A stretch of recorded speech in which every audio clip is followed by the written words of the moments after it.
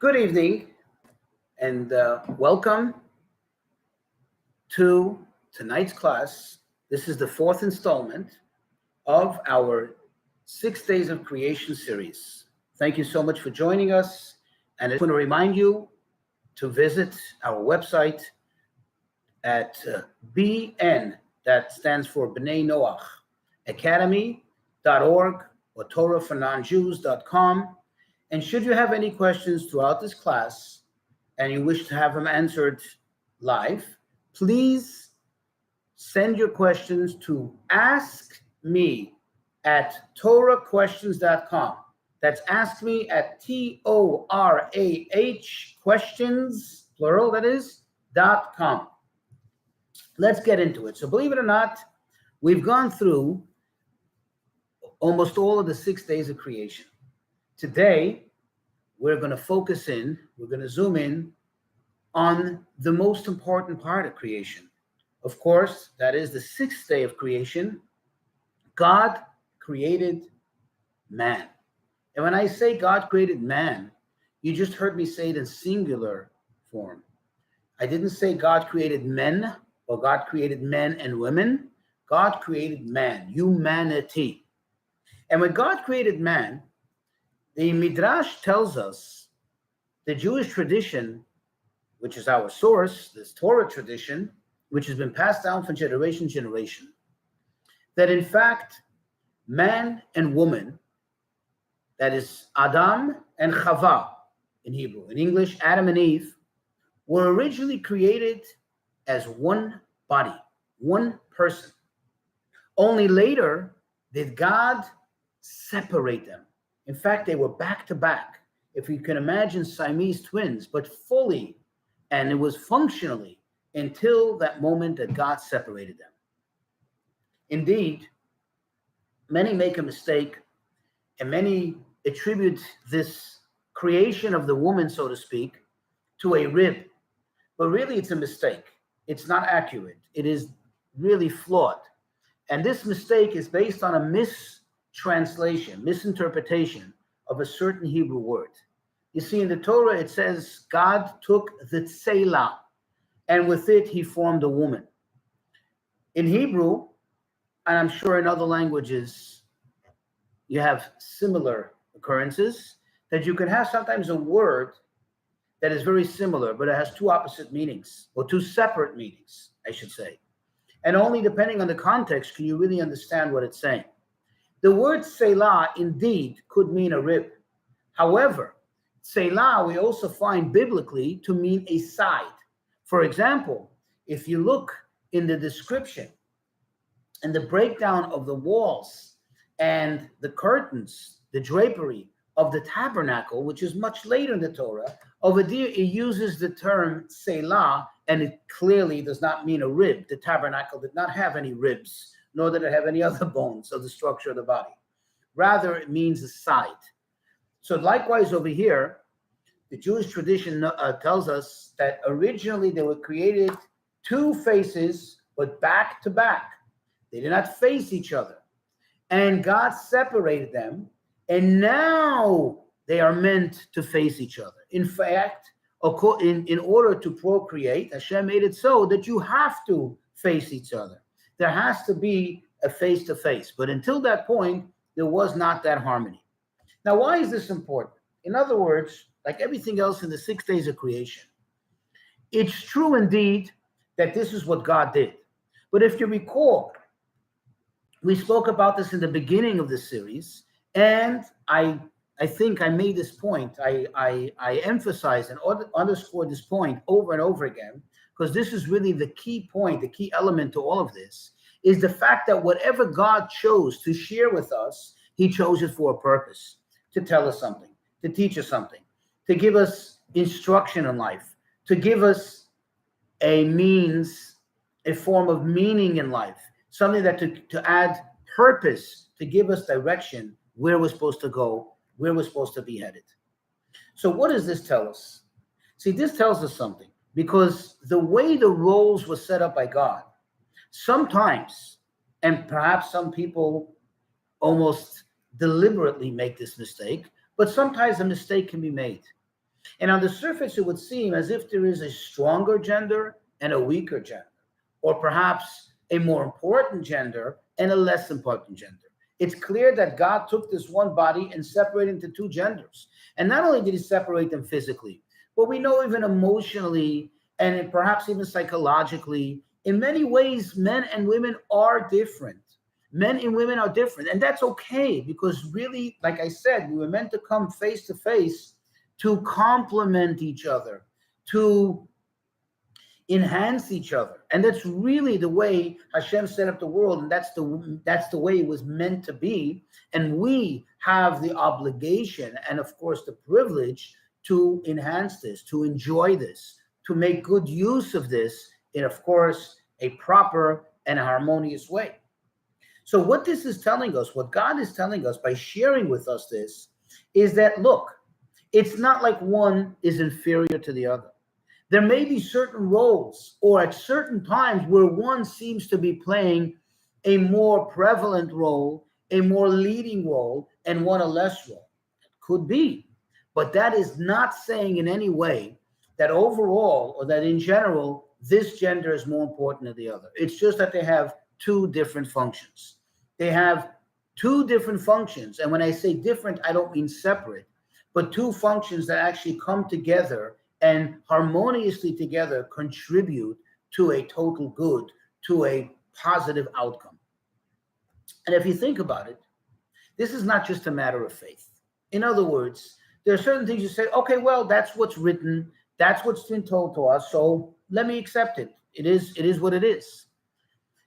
Perhaps, if you think about it rationally, would it make sense that a kind and a benevolent God should create within the same species? Remember, there are different species. Okay, I understand. One is this, one is that.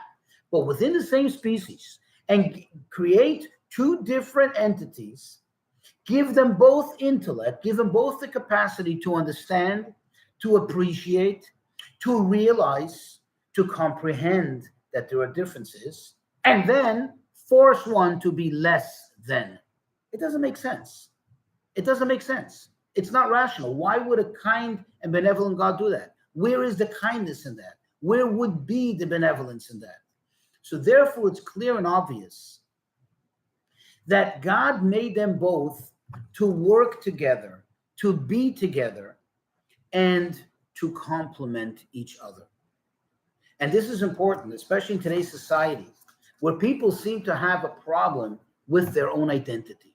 And sometimes even you hear people wish they were something else.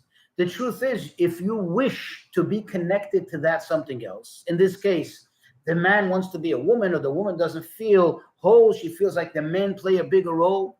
If you think about it, the way you can be with that other thing, in other words, the way you can bring wholeness to that other gender is by being full capacity what you are meant to be. Because that's what God did.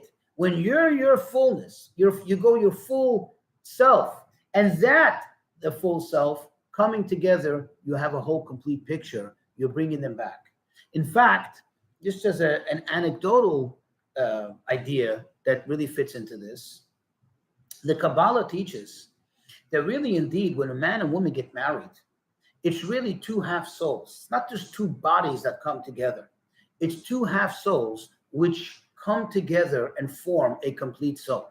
Now, of course, how do I know who's the other half of my soul? I don't even know what my soul looks like.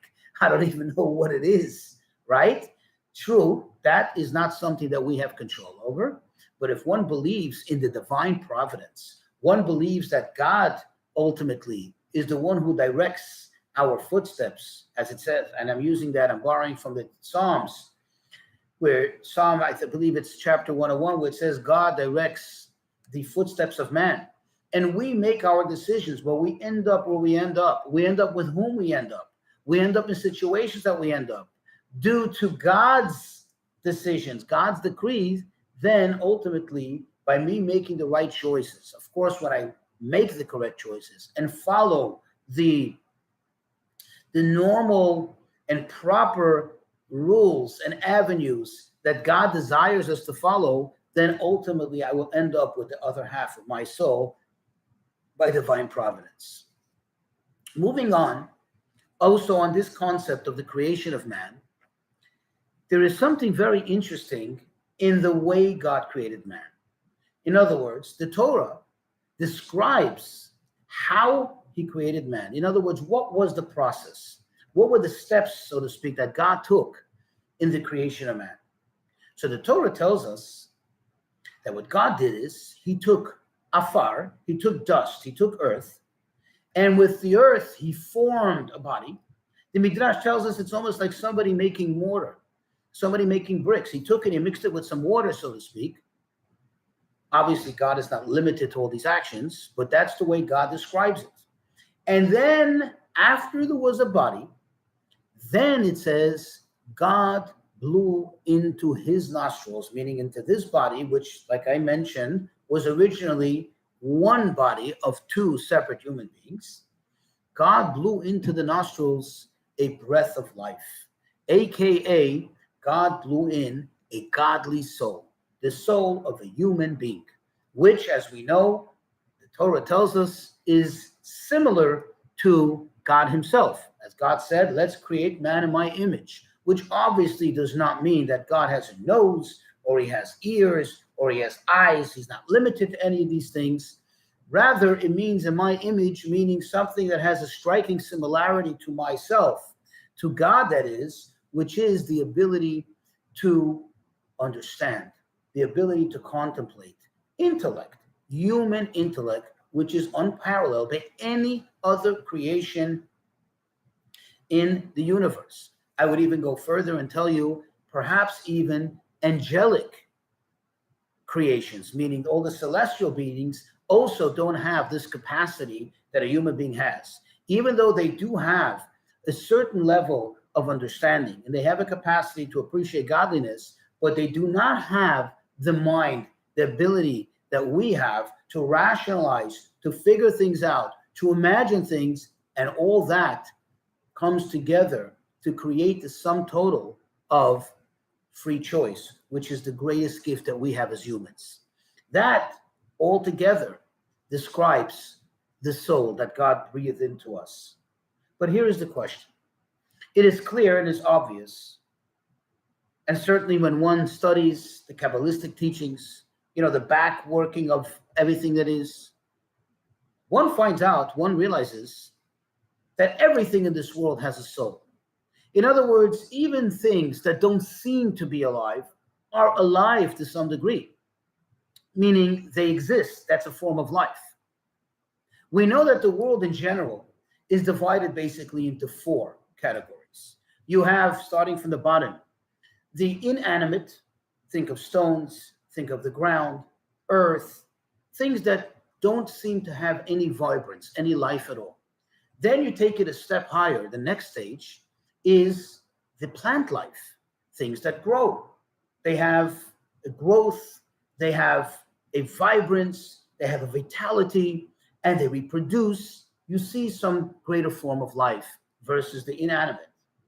Then you see an even greater form of life by the next stage, by the next level, which is, of course, the animal life, animal kingdom, which is all different kinds of animals. Here they move, they do all kinds of different actions, different tasks that are carried out depending on the animal, some of them more clever than the others. And then you have the human being, which, like I said, surpasses anything else, above and beyond anything else that's in this creation. But here is an interesting question. Going back to what I said, that the manner in which man was created was that first it was a body, a lifeless body. Think for a moment. What is a lifeless body? What does that amount to? In what three categories would you put this in? It certainly doesn't have the advantage, the quality of a human being. So looking at other three, where would it fit in most? With the lowest, with the inanimate. Only afterwards did God go ahead and blow in a breath of life. Question. Why is it that man's creation was in such a manner that seems to be in a less, so to speak, in a more degraded level, in a more degraded manner than anything else in the world that was created. Anything else that was created in the world. What do I mean by that? Because when it came, for example, to the animals, what is the description? They were created as animals. That means their physical part and their spiritual part, their body and their soul was created simultaneously. The moment it was created, it was an animal. It had a spirit, it had a soul, whatever it looks like, whatever that is, it had the soul of an animal. The plants, the moment they were created, they were plants. And the inanimate, whatever it is. The moment it was created as inanimate. And that's what it is. Whereas the man, first he was created, the human being was first created in a form that's inanimate, which is the lowest of everything. Only later that God breathed a breath of life into it, and it was elevated to become now the highest, the greatest of all creation. Why was it in that way? Why did that happen? The answer is a very practical one. And I'm just going to use a simple parable, simple metaphor from things that we see in a day-to-day life. Anybody who's ever passed by a warehouse, a shipping center, you notice they have forklifts. And the most efficient way and practical way, and perhaps the only way, to lift something up, to lift up a whole load of various things especially, is when you pick it up from the bottom and you lift it up. Even when using a crane, what would you do? You strap it from all the way from the bottom, and then you can lift it up from the top. But the whole objective is to have it really supported from the bottom. That when you're pulling, whatever you're pulling from the top, if you're pulling from the top, you're really pulling the straps that are tied to the very bottom and cover the very bottom. And this explains why God, in the one hand, when he made man, he made us in a manner that, and indeed what we are, greatest than any other of the creations. But at the same time, in the beginning, he first put us in a position where we start off from the lowest of the creations. You see, because man's purpose is to, quote, elevate the world, to make the world purposeful. Not just man himself, but every single aspect of the world. Nothing in this world is here for naught. Nothing in this world is here just because. Everything has a purpose. Everything has a reason. So everything that's here needs to be brought to its purpose, needs to be, quote, elevated to God, elevated from its mundane form and turned into something holy, something godly, by becoming purposeful, by becoming useful. If the man was up here, how would he then pull down the bottom and lift it up? Therefore, God made it, so to speak, that the man should be created from the very bottom. Only later does he come higher up and now start to pull upwards, so to speak, with meaning, with purpose, with a godly reason for everything. That is one of the main reasons why God created man in this manner, to teach us that we have to elevate everything from the bottom and to make it possible for us by us having, so to speak, a direct contact to the bottom by having been there in the beginning. Now let's segue to something perhaps very uncomfortable, but still part of history, part of who we are. Not only it's part of our past history, but in fact, it is our current history. Each and every day, for better or for worse, I say sadly, but sometimes happily, we live with this episode, and certainly with the ramifications that keep on reverberating throughout history until the end of time. And that is, of course, something that happened on the sixth day, and that is the sin of the tree of knowledge. The sin, what happened? How did it happen? Why did it happen? And most importantly, why are you and I being told about it? And I'll explain my question. We find throughout the Torah that the manner in which God describes things, the manner in which God tells us history, is that he tells us typically only positive things. He only speaks about good things. He only speaks about the good in everything. Even, for example, when it comes to describing non-pure animals, again, God doesn't call them in a derogatory term. He adds, so to speak, in his words. He goes around about in order not to describe things in a negative light. Whenever possible, and I underscore, whenever possible, God speaks in a positive manner. If God is so careful in his Torah about not describing even animals in a negative light, why then would he share with us the story of the tree of knowledge and what happened there? In other words, why give us this portrait? Why gives us this imagery of the first human couple and how badly they messed up? And even if you think about it, it actually also even reflects negatively on God. So it would seem. I mean, after all, God himself, in a very direct manner, created them. Personally, so to speak, got involved in their creation. And here they went about and they messed up. Why tell us this? The fact that he tells it to us, in itself, that is the answer. The question is the answer. If God is telling us something negative about anyone or anything, that's not because he wants to share with us some gossip. Certainly not in this case. Rather, God is giving us a powerful lesson. God is telling us the story in its raw form, so we derive the lessons that we have to derive. And there's no other way of doing it. You can't beat around it. You need to go directly to it. You need to see it for what it is, as it is, and hopefully absorb the lessons. So what is this thing? What is the lesson here? What could we learn from this? So first of all,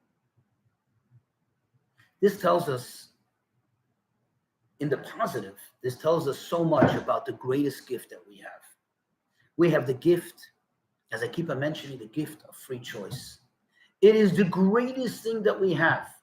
No other creature in this world has it. Not even the holiest angel. The fact that they're angels, by definition, means that they're angels. They cannot do any wrong. Not that they don't do anything wrong. They can do anything wrong. They don't have free choice. If they were theoretically to deviate from what they were designed to do, they would automatically and immediately turn into naught. The human being has this tremendous gift. Like I said before, I explained, this is what somewhat likens us to God, so to speak. We're able to make a choice. But at the same time, God's telling us, look at this gift and realize how dangerous this gift can also be. Realize your vulnerability. You have the greatest gift, but it can turn out to be the greatest curse of man. And the reason why it is not because inherently free choice is not a good thing. Inherently, free choice is the ultimate thing. If it's not the ultimate gift, then God wouldn't give it to us. However, a byproduct of free choice, or something that can hinder, that can negatively affect the free choice, is temptation. And when temptation starts to rear its ugly head, and one doesn't use their free choice, one doesn't use their mind to overcome it, to quash it, to stop it in its tracks, then God forbid it can lead to the worst of circumstances, to the worst of outcomes. The truth is that in the beginning, it may not even seem so harmful. It may not even seem so bad, just a little temptation, but it can end up in the worst of places. In fact, if you think about it, it's very interesting. If one knows the facts, the Midrash tells us that the prohibition for eating from that fruit, and remember, by the way, when we say the prohibition eating that fruit, it was only that one tree. And remember, there are thousands of trees. And if you recall something we mentioned in an earlier class, it comes out that every single tree bore fruit. So can you imagine how many, perhaps millions of different kinds of fruit there were? from the sweetest to the zestiest, from the most, honey sweet to the most tangy. I can't even imagine all kinds of fruit. And yet, when man became tempted to eat this fruit, it became so overwhelming. Moreover, sages tell us that this prohibition, as I started to say, was only for several hours. Because if we take an account of that day, the sixth day, when was man created? When did that take place? It was actually at midday. At midday, how many hours are left in the day? Just about 6 hours. And then it took time to separate the bodies. And then they were given instruction. And then there are several hours left to the Sabbath. And as we know, as we get closer to the Sabbath, according to Jewish law, and this is, of course, the law of God and how things work up there in the Garden of Eden, as you get closer to Sabbath, within at least an hour range of Sabbath, it's already practically considered Sabbath. So that leaves us just about 3 or 4 hours of prohibition. After that, had they not eaten from it in the time when it was prohibited, it would have been permitted, and it would have been utopia, Garden of Eden, forever and ever. So that tells us, whenever we face a situation of temptation, a situation of weakness, a moment in which it looks so good, I can't hold myself in. If we think about it, the price that we're going to pay, the price that later one, God forbid, pays for doing something wrong, something foolish, something stupid, can be tremendously disproportionate to that little moments of pleasure, or I should add, seeming pleasure. Sometimes it's not even so pleasurable. It's just that the temptation of it, the lure of that temptation, makes it to seem so exciting, so delicious, so tempting. In fact, the wisest man to ever live, and that is King Solomon, the wisest man on record. No, it's not Einstein. The wisest man to ever live, what did he say? He has a verse that says, Mayim genuvim yimtaku.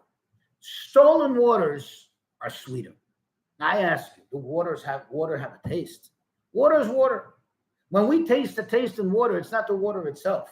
It's just the impact of the container, of the piping, of where it's coming from. Sometimes it's the minerals that we taste, but water itself is bland. It has no taste. So how then can one say in a biblical statement that waters are sweeter? He said stolen waters. That added ingredient. When one steals the water, it seems to be sweet. There's an excitement. There's a thrill. There's a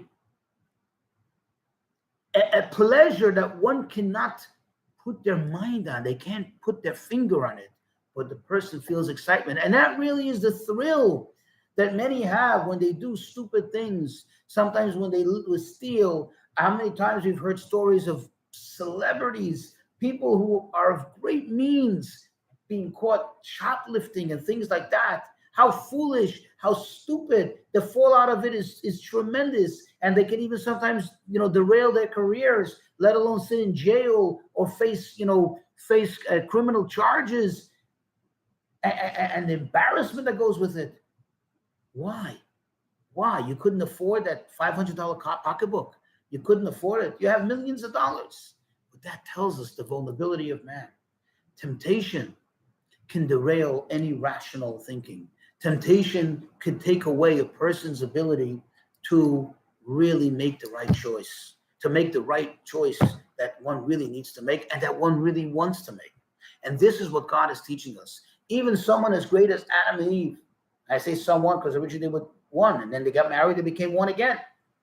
Even someone as great as Adam and Eve, with such great minds, with such great spiritual capacity in the Garden of Eden, but a little temptation, look what it did to their ability of free choice, of making that right choice because they had free choice. And this is a very important thing. This is perhaps the most powerful lesson of all of these 6 days. Another very powerful lesson is when you look closely to the verses, you will read that the serpent, the snake, in trying to seduce Hava, in trying to get her and make her more vulnerable so she should slip and eat from that fruit, what did he do?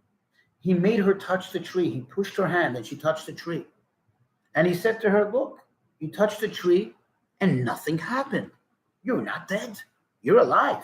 Likewise, this whole idea, this whole notion of not being allowed to eat from the fruits of the tree and that something bad can happen to you, that is also bogus. That is not something that you have to be concerned about. That is not something that you have to worry about. That is nothing. What happened here? If you look at the original instruction, if you look at the original commandment that God gave to Adam, he never mentioned anything about touching the tree. In fact, all he said to him is, do not eat from the fruit of the tree. He didn't say to him, don't touch it. He didn't say to him, don't look at it. He didn't say to him, don't smell it. So what went wrong here? What happened? You see, Adam added to God's words. God never spoke to Eve. God didn't speak to her directly. God said it to Adam, and Adam relayed the message to Eve. When he relayed the message to Eve, with good intention, with very good intention, he added something. And he made an extra restriction. And he said to her, not only we should not eat from it, we're not allowed to touch it. The serpent overheard this, and he was now well aware of it. And he was also well aware of the fact that God never said that. So he used that as his ploy in order to capture, in order to seduce Eve into doing the sin. This teaches us something very powerful. Of course, there are times when we have to set up extra parameters for precaution. There are times in order not to slip. When there's a gate around the cliff, you don't put it only at the edge. There's always a precautionary gate several feet before. Because if it's at the edge and somebody leaps over, they'll fall right off. That is true. So one needs to know how to do it, however. But one should not add new things to God's commandments. In other words, if God didn't say it's forbidden, if God didn't say not to do it, don't make up your own rules. Don't make up your own ethics. Don't make up your own morals. Because when you do that, not only you're not doing the right thing, because God didn't say it, so it's not the right thing, but you actually can be creating the most dangerous situation. Something that will have the most terrible of ramifications and consequence. And we see it in society. Perhaps sometimes the very people that want to chip away at the morals and at the ethics, the norms, the traditional morals and ethics of society. And when I say traditional, I mean obviously going back to the beginning to what God gave us. That's what creates a real tradition, not a bogus tradition, not a made-up tradition, a true tradition. What happens? The very same people who chip away at it, the very same people who try to break it down to the core, to the foundation, are the ones who add new morals, so to speak, new ethics. Don't do this because it doesn't feel right. Don't say this because somebody might think that you're trying to hurt their feelings. Of course, you're not supposed to hurt people's feelings. Of course, you're not supposed to do things that are going to be hurtful to others. But don't turn that into the only aspect of religion. That is not the core of everything. That's not the core of our values. When I say our values, I mean our values is to be a good person. Our values is to behave morally and ethically. When we behave morally and ethically, that automatically eliminates any need for us, any reason for us to go out there and hurt someone. Because when you're behaving morally and ethically, you're behaving in a manner that is consistent with making the world a better place, keeping everybody happy. When I say everybody, I mean man and God, and therefore you're not going to be hurting other people's feelings. But when you take all that away, all you're left with is turning, so to speak, this one point of the whole picture into an entire idol. And I don't use the word idol by accident. It's turning it into an idol because it's not connected to God himself. So these are several lessons that we learned from this. I do want to share with you good news. The fact that this class has been so successful And we covered all the 6 days. So we're going to continue with another 2 parts to the series. And in these 2 parts, the next 2 classes, God willing, we will cover some more on this 6th day of creation. And then we will, of course, continue with some lessons from the 7th day, the day of rest, the day of the Holy Sabbath.